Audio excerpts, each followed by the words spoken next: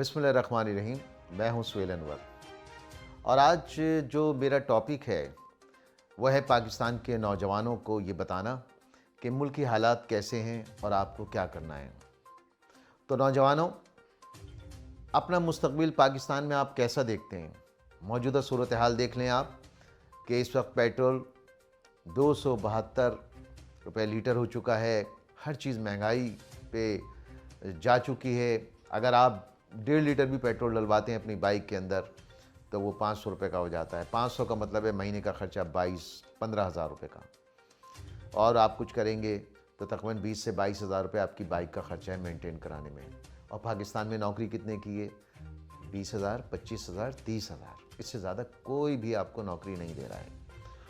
और ये बात आप अच्छी तरह जानते हैं कि पाकिस्तान के हुक्मरानों को, सियासतदानों को, नौजवानों के मुस्तकबिल से, आवाम की मुस्तकबिल से कोई सरोकार नहीं है, बल्कि वो एक दूसरे को गिराने पर लगे हुए हैं। वो सिर्फ इख्तिदार के भूखे हैं। रजीम चेंज भी आया तो उन्होंने इख्तिदार हासिल किया। कल तक वो बातें करते थे कि पेट्रोल रातों रात आप बढ़ा देते हैं, आपको शर्म नहीं आती, आप में कोई गैरत नहीं है। लेकिन आपने देखा कि अब रातों रात 22-22 रुपये और 30-30 रुपये पेट्रोल पे बढ़ा दिए जाते हैं।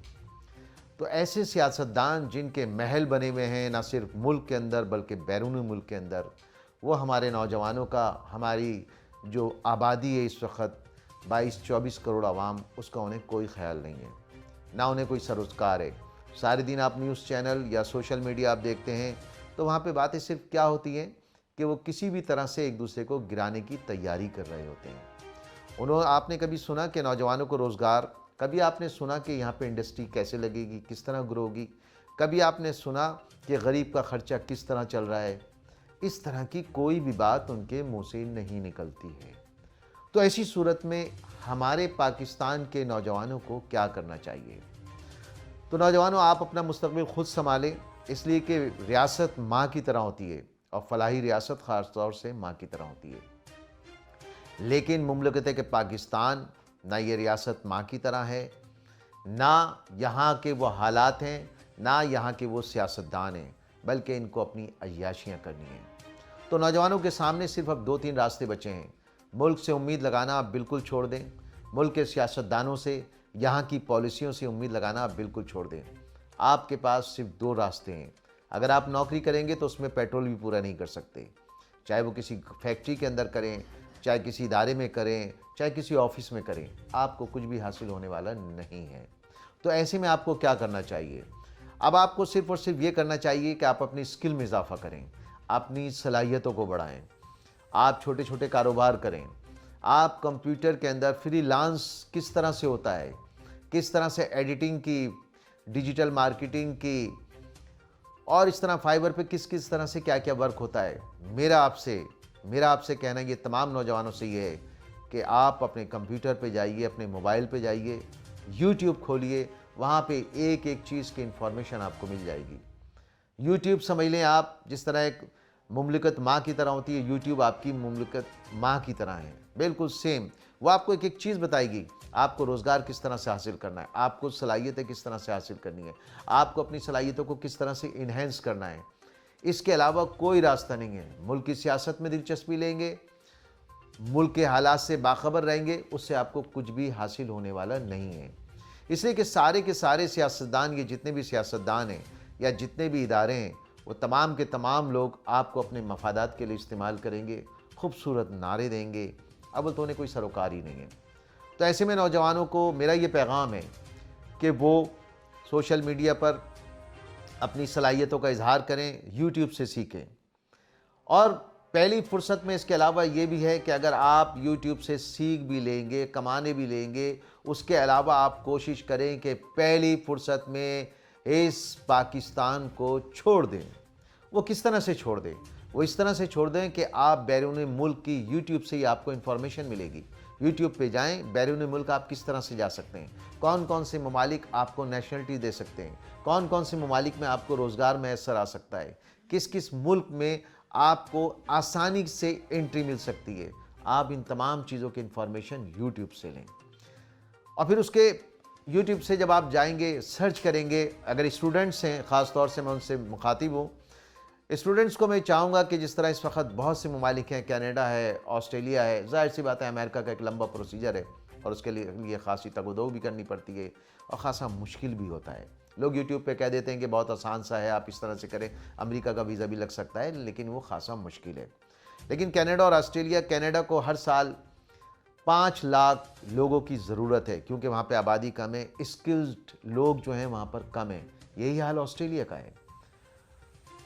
तो आप किसी एक अच्छे से जो बाहर बेचते हैं, जो कि कंसल्टेंसी करते हैं, उनसे आप मशवरा करें। उनकी तकरीबन 40,000 50,000 रुपये फ़ीस होती है।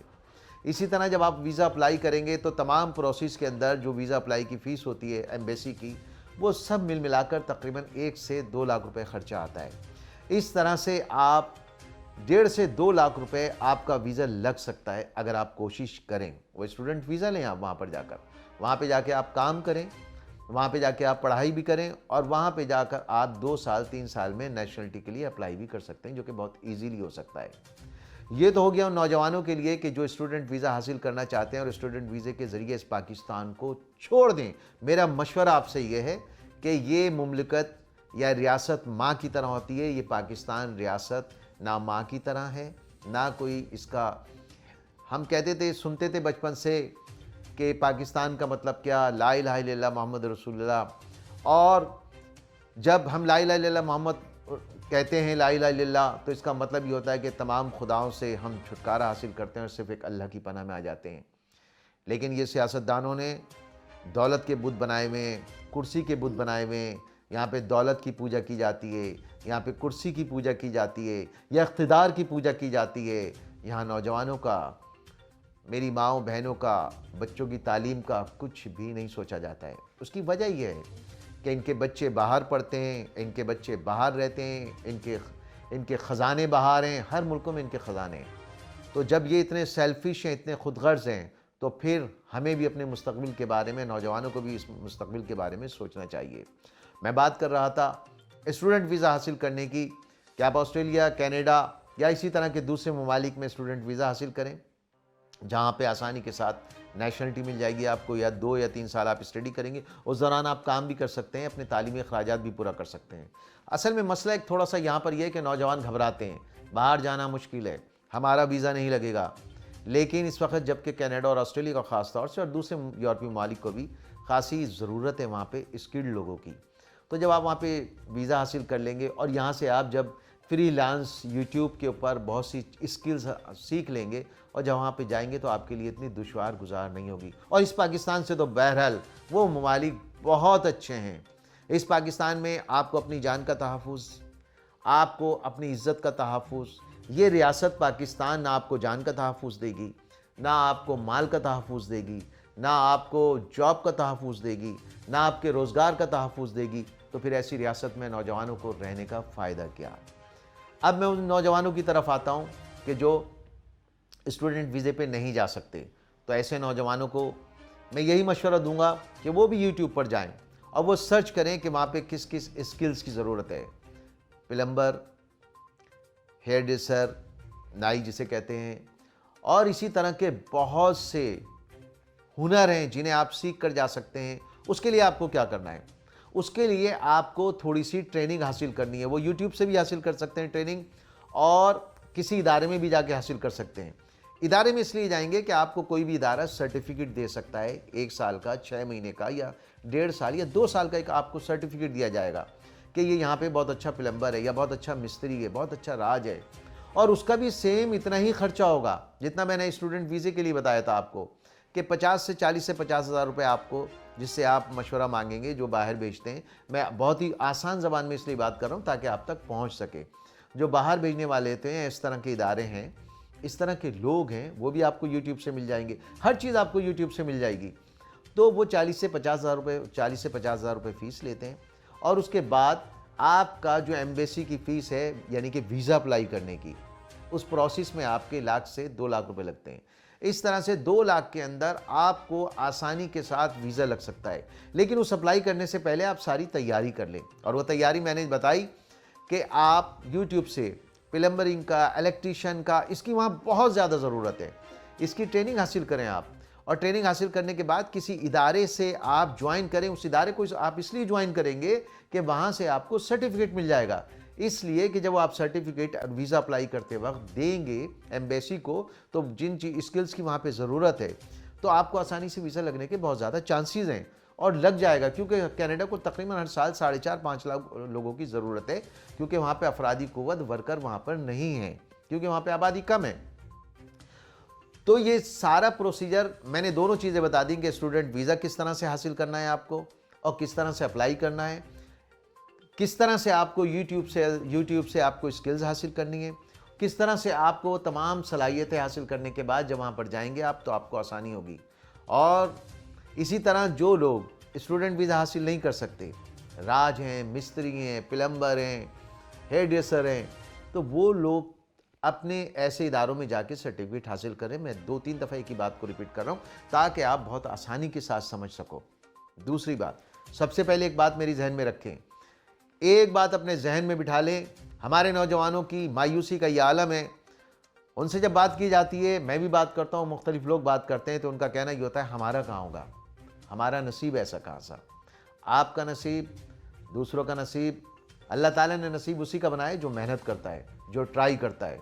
ट्राई अगेन करें। आप एक दफ़ा नाकाम होते हैं, दूसरी दफ़ा करें, आप हर हाल में कामयाब होंगे। आपके अंदर बड़ी सलाहियत है इस पाकिस्तान के नौजवानों के लिए, चाहे वो पढ़े लिखे हो, स्टूडेंट हो, या जो पढ़े लिखे ना हो। तो ये तमाम बातों का मैं इसको खुलासा कर चुका हूँ, बता भी चुका हूँ, अच्छी तरह से समझा भी चुका हूँ। अगर कोई बात हो, कोई सवाल हो, तो आप इसका सवाल कर सकते हैं, वीडियो के नीचे जाकर सवाल कर सकते हैं, मैं उसका आपको जवाब दूंगा, गाइड करने की कोशिश करूंगा। आपको आपके जहन में किसी भी तरह का कोई भी सवाल पैदा हो, आप उसको सवाल करें, मैं आपको जवाब देने की पूरी कोशिश करूंगा। तो आखिर में मैं यही कहूँगा कि खुदा का वास्ता इस पाकिस्तान को छोड़ो, अल्लाह का वास्ता, इसलिए कि तुम्हारा नौजवानों, तुम्हारा इस पाकिस्तान के अंदर मुस्तकबिल सिक्योर नहीं है। सियासतदान सिर्फ अपनी जायदादें बनाने में लगे हुए हैं। सियासतदान इख्तिदार की जो है कुर्सियों के पीछे भाग रहे हैं। खुदा का वास्ता, आप अल्लाह का वास्ता, आप अपने मुस्तकबिल, अपनी फैमिली को देखिए, ना सियासतदानों को देखिए, ना यहाँ के हालात को देखिए। यहाँ पे आपको बेरोज़गारी मिलेगी, यहाँ आपको डकैतियाँ मिलेंगी, यहाँ पे आपको मौत मिलेगी। यहाँ आपका मौत इंतज़ार कर रही है इस पाकिस्तान के अंदर। यहाँ आपकी तबाही आपको देख रही है। रोडों पे जाके देखिए कितनी बेरोज़गारी है, लोग किस तरह से ख़ुदकुशियों की जानिब जा रहे हैं। तो क्या आप चाहेंगे कि आप ख़ुदकुशी की जानिब जाएं? क्या आप चाहेंगे कि आपका कोई फैमिली मेम्बर ख़ुदकुशी की जानिब जाए? क्या आपका कोई फैमिली मेम्बर मायूसी की तरफ जाए? बिल्कुल नहीं। मेरा मशवरा यही है कि मैंने आपको बता दिया है, हिम्मत कीजिए, आगे बढ़िए और इस मुल्क से छुटकारा हासिल कीजिए।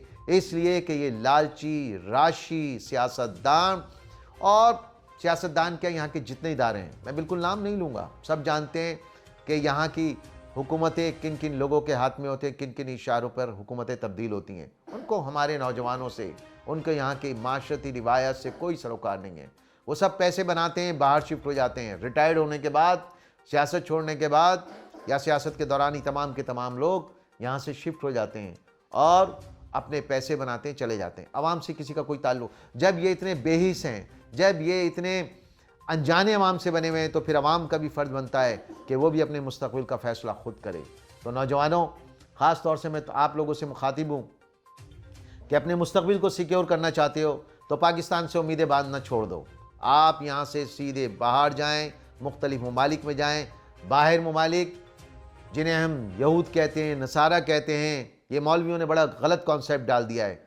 जो मौलवी यहूद व नसारा की बात करते हैं, उनके बच्चे भी सब वहाँ पे तालीम हासिल करते हैं, वहाँ पे उनके ख़जाने बना रहे हैं। यहाँ से अगर यहाँ पर होते हैं तो उनके भाई, बाप, बेटे सब, कोई रुकन असम्बली होता है, कोई ग्रेड 17, 18, 22 का अफसर होता है। लेकिन अगर नहीं होती तो आम आवाम रोडों पर ख्वार हो रही होती है। बाइकों का, अब ऐसा लगता है रोडों पर देखें, अब बाइकों का लश्कर है। कभी आपने देखा है सियासतदानों के बच्चे, कभी आपने देखा है कि ये जो यहूद नसारा की बात करते हैं, बड़े बड़े मौलवी सियासतदान, इनके बच्चे बाइकों पे घूमते हैं? नहीं घूमते। तो जब इनके बच्चे नहीं घूमते तो इसका मतलब है उन्हें आपसे कोई सरोकार नहीं है, उन्हें अपने बच्चों से सरोकार है, उन्हें अपनी नस्लों से सरोकार है। तो लिहाजा आगे बढ़िए और इस मुल्क से निकलने की कोशिश कीजिए। आप कर सकते हैं, आपके अंदर तमाम सलाहियतें मौजूद हैं।